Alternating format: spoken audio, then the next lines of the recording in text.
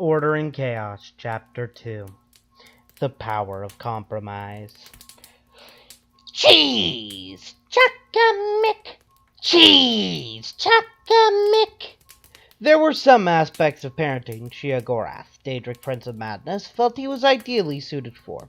He had the power to warp the very fabric of reality within his domain, conjuring anything his young child could possibly need or desire. He knew there could be unpleasant tasks as far as parenting, but he'd already assigned anything of that sort to Haskell. He also knew there would be emotional moments, and he looked forward to them with breath so bated he'd already caught 3 whale lords and a Gyarados with an old rod. He also knew there would be moments so sweet he would find himself buried in treacle, and headaches that would even make Jiggalag suffer from their intensity.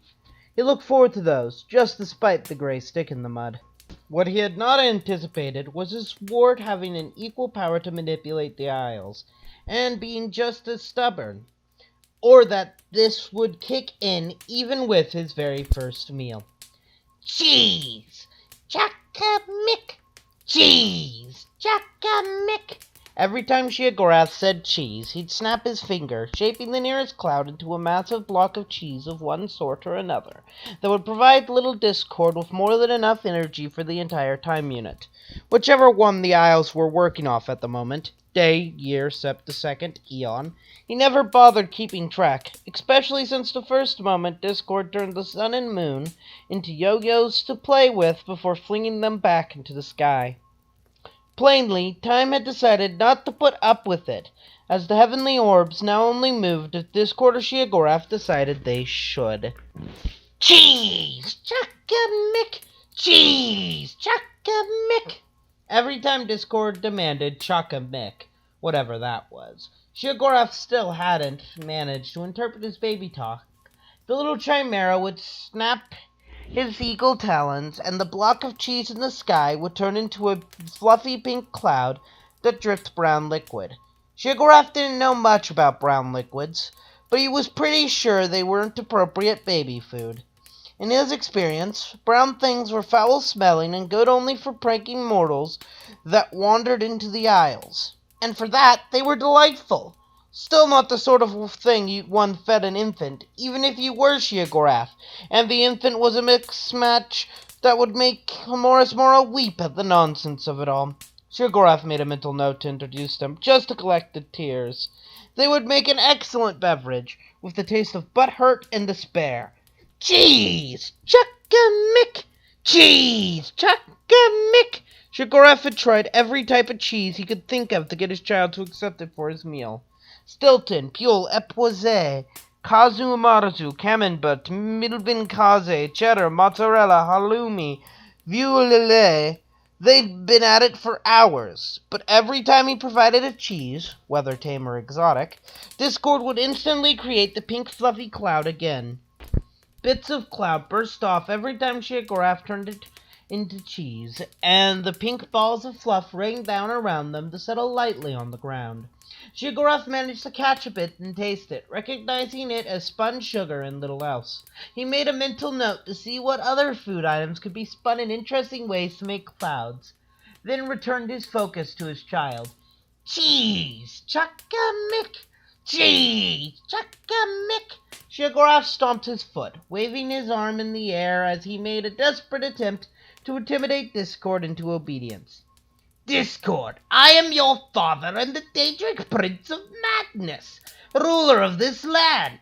If I say cheese for dinner, then you will eat your cheese and you will like it. Or so help me, I will see to it you eat nothing else. Discord, for his part, stuck his tongue out and blew a raspberry crumble into Sheogorath's face. Chuck-a-mick, he insisted, angrily waving his mismatched arms over his head in a parody of Sheogorath's behavior, flapping his wings and stomping his feet incessantly.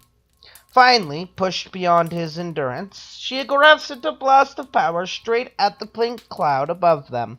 Discord, apparently thinking this was some sort of game, sent an equal blast of power up, distracting Sheogorath from his irritation into wonder that such a blast could come from a creature so young.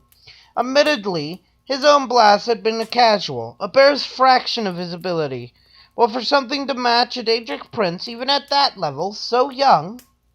His thoughts were once more derailed by a rumble in the air. The pink cloud began to swirl above them, darkening to a caramel brown as the fluff swirled into a semi-liquid consistency. Red-hot lightning began to flash, striking the ground and leaving it spicy as peals of thunder littered the landscape. No sign of the fruit visible anywhere. The clouds then began to hail brown chunks of cheese that bounced off the pear as it paprikaed the ground like a French delicacy.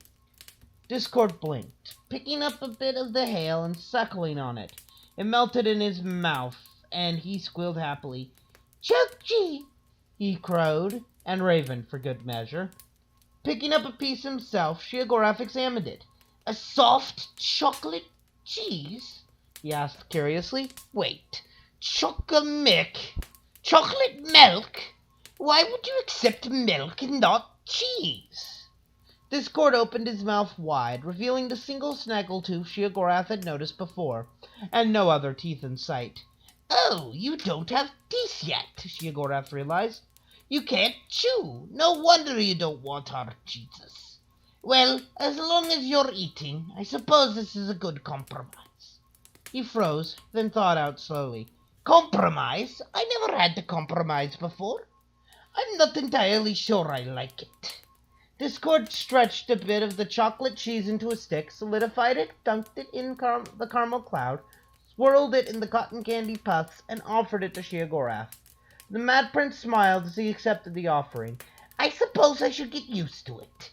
If nothing else, things will be interesting. I wonder what you'll think about what everyone likes to wear."